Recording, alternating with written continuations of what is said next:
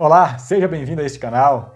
Nós estamos aqui hoje para conversar sobre um assunto que é um tema filosófico, teológico e abrange outras áreas da ciência. Nós vamos conversar aqui hoje sobre liberdade, o livre-arbítrio. Será que você realmente é livre? Você nunca sentiu aquela sensação de estar sendo governado por uma força? Nunca? Você está andando e depois, quando chega no final do dia, você nota que você fez algo que você não queria fazer? Você, perdoa, isso não foi minha intenção, perdoe, me desculpe. Você nunca fez isso? Será que você é livre? Aí você chega na sua casa, senta no seu sofá, liga a televisão e ouve alguém dizendo, olha, como está escrito na Bíblia, Deus deu ao homem o livre-arbítrio. Você já ouviu muitas vezes isso. E você se pergunta, à luz do que você vivenciou, será que realmente eu sou livre? Será que eu sou realmente livre? Nunca se perguntou isso? Se você já fez essa pergunta, já notou isso em você, então fica aqui nesse vídeo, nós vamos hoje conversar sobre esse assunto. Eu quero dar algumas visões sobre o livre-arbítrio e você, no final, você escolhe a sua.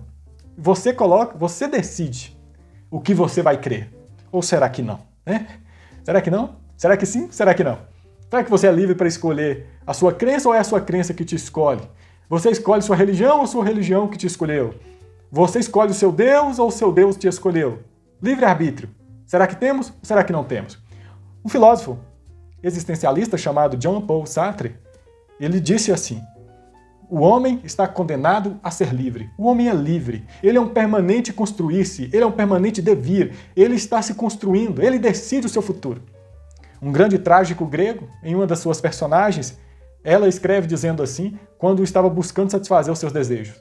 Sou deusa da minha vontade. Eu governo o que eu desejo e assim eu vou para a ação. Analise bem sobre essas pessoas que defendem o livre-arbítrio. Jean-Paul Sartre e esse trágico grego. Sobre essa divindade sobre a vontade. Eu decido aquilo que eu vou querer. Você pode muitas vezes dizer, eu fiz essa escolha porque eu quis. Mas o debate do livre-arbítrio é mais profundo. Porque o livre-arbítrio ele não é vontade. Ele é a liberdade da vontade em escolher. Vamos dizer, eu fiz porque quis. Certo, porque você quis. Veja bem, eu fiz porque eu quis. Mas o leão come carne porque quer. O leão tem a livre vontade de escolher contrário àquilo que a natureza o levou a escolher? Se não, se aquilo que se aplica ao leão se aplica também ao ser humano, então o ser humano não é livre, certo? Mas deixemos isso para lá. Vamos agora para o âmbito teológico, porque esse é o nosso foco e aqui deste canal, que é tratar do livre-arbítrio numa visão teológica. Um grande pensador católico, chamado Erasmo de Roterdã, filósofo, pensador, teólogo, ele escreveu em defesa do livre-arbítrio, dizendo que seria uma tolice e não teria porquê Deus ter dado ordem aos homens se os homens não tivessem a capacidade de obedecer tais leis. Deus disse a Caim, o pecado jaz à porta, cabe a ti dominar. Deuteronômio 28, Deus deu as sentenças para o povo de Israel seguirem.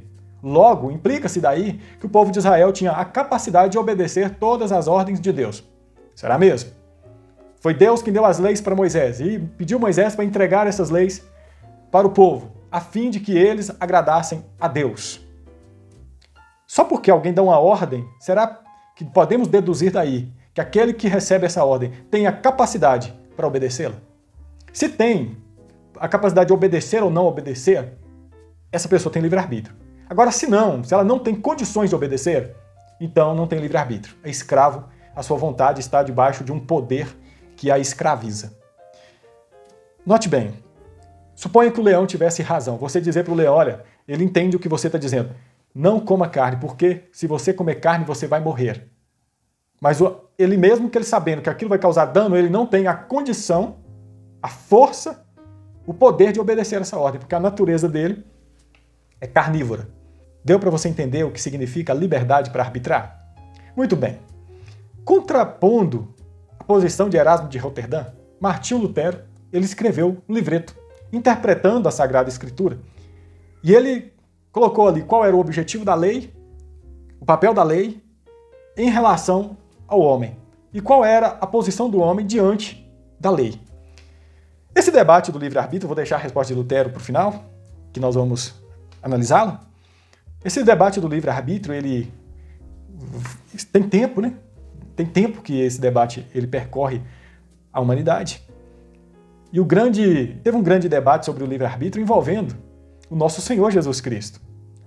Ele estava pregando a sua mensagem, alguns creram nele, os judeus, e para esses que creram nele, Jesus deu uma boa notícia, a mensagem transformadora, a mensagem maravilhosa, e disse: se vocês ouvirem a minha palavra, se vocês permanecerem na minha palavra permanecer em vocês, vocês conhecerão a verdade libertará vocês. Os judeus, atentos, peraí, somos livres. Temos livre-arbítrio, Jesus. Nunca fomos escravos de ninguém. Olha, não tem uma algema no meu corpo, não tem ferros nos meus pés me prendendo, não estou aqui dentro de uma cela. Somos livres. Veja, para você ver que esse debate do livre-arbítrio ele tem tempo. Tem tempo, já está sendo debatido há muitos anos. Jesus, então, ele dá é como um médico que dá um diagnóstico para o paciente. Jesus dá o diagnóstico para eles. Todo aquele que peca é escravo do pecado. Todo aquele que peca é escravo do pecado. Veja bem, Jesus dá uma notícia boa, uma mensagem de liberdade para aprisionados, mas os aprisionados acham que são livres. E esses que acham que são livres questionam a Cristo. Somos livres. E Jesus diz: vocês são escravos. E o Senhor de vocês é o pecado, porque todo aquele que peca é pecado. Tem alguém entre vocês que nunca pecou? Tem alguém entre vocês que nunca pecou? Será que o pecado é senhor de você também? Jesus falou isso. E eles ficaram indignados. Nunca tinham ouvido isso. O pecado é senhor sobre a minha vontade. Então quer dizer que a minha vontade ela não é livre. Tem uma força que contraria aquilo que o Senhor pediu e me leva a distanciar-me de ti? Então quer dizer que Caim tinha uma força sobre a sua vontade que o levava a querer matar seu irmão, a ter inveja? Então ele era escravo desse impulso. Note que isso foi consequência de Adão, segundo a teologia de Paulo. Paulo dizia que por causa de Adão, a morte passou a todos os homens, inclusive o poder do pecado em dominar. Romanos capítulo 7, eu sei o que é o bem, mas em mim tem uma lei. No meu corpo existe a lei do pecado, e esta lei me escraviza. Eu sei, pela lei eu sei o que é o objetivo, mas todos pecaram e destituídos estão da graça de Deus, ou seja, carecem da glória de Deus, não acertam o alvo. Por quê? Porque o pecado os domina. Essa é a conclusão que Jesus dá aos seus contemporâneos. Eles achavam que eram livres. A vontade deles estava sendo levada a querer aquilo que Deus não gostava, aquilo que Deus não se agradava. Paulo ele dá um diagnóstico sobre o estado do homem que não tem Cristo. Efésios capítulo 2, ele pinta um quadro sobre o ser humano e coloca ali, para nós vermos como que o homem é. E ele diz: estava morto em delitos e pecados, escravos do mundo, escravos da carne, escravos do diabo, por natureza, filhos da ira. Olha para você ver o estado do homem sem Cristo, como nós estávamos quando nós não conhecíamos a Cristo e nem nele criamos. Estávamos numa posição de escravos, debaixo da influência da carne, debaixo da influência do mundo, debaixo da influência do diabo, debaixo da influência do nosso estado de morte, longe de Deus. E depois, por misericórdia, o libertador entrou dentro do cativeiro para libertar os escravos. Essa é a teologia paulina, segundo a interpretação de Martinho Lutero. E para finalizar, eu vou ler um trecho do livreto de Martinho Lutero, é um trecho de suas obras. Sugiro que você compre, você que quer aprender, esse aqui vai ser o referencial teórico, para você buscar informações sobre esse tema.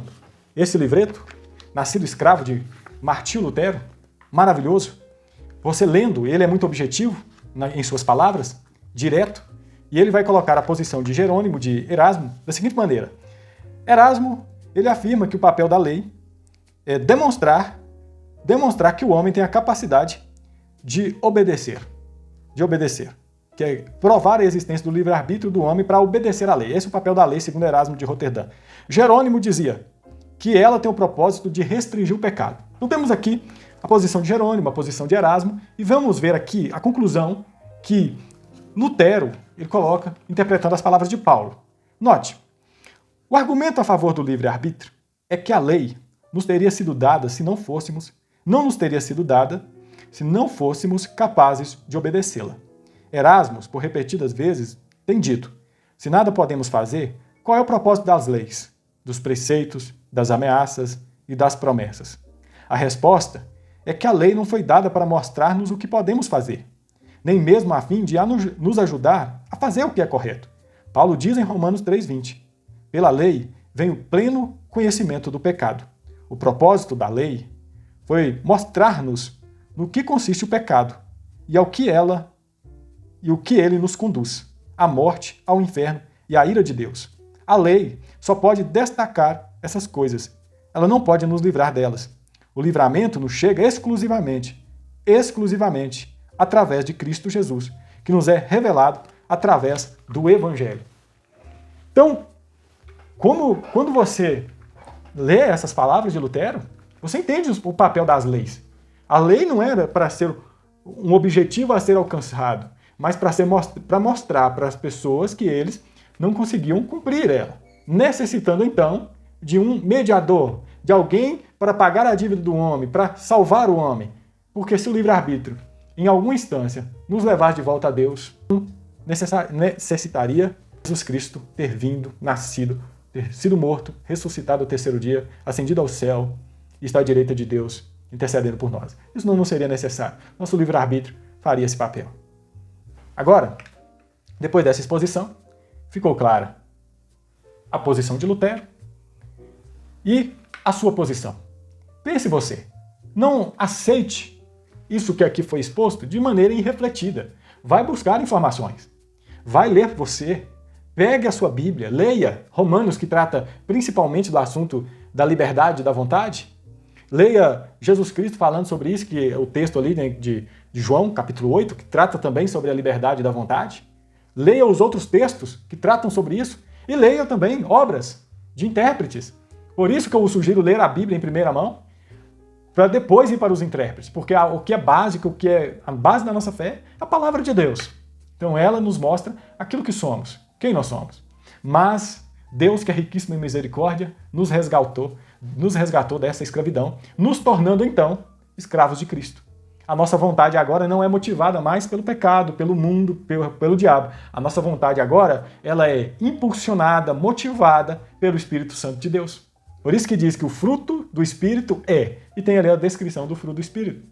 Quando Jesus fala somos os ramos e ele é a videira verdadeira, demonstra-se que tudo o que fazemos provém dele, demonstrando ali uma certa dependência nossa do Senhor Jesus, dependência nossa do Espírito Santo, que através de nós realiza a sua vontade e aquilo que sentimos provém do Espírito Santo.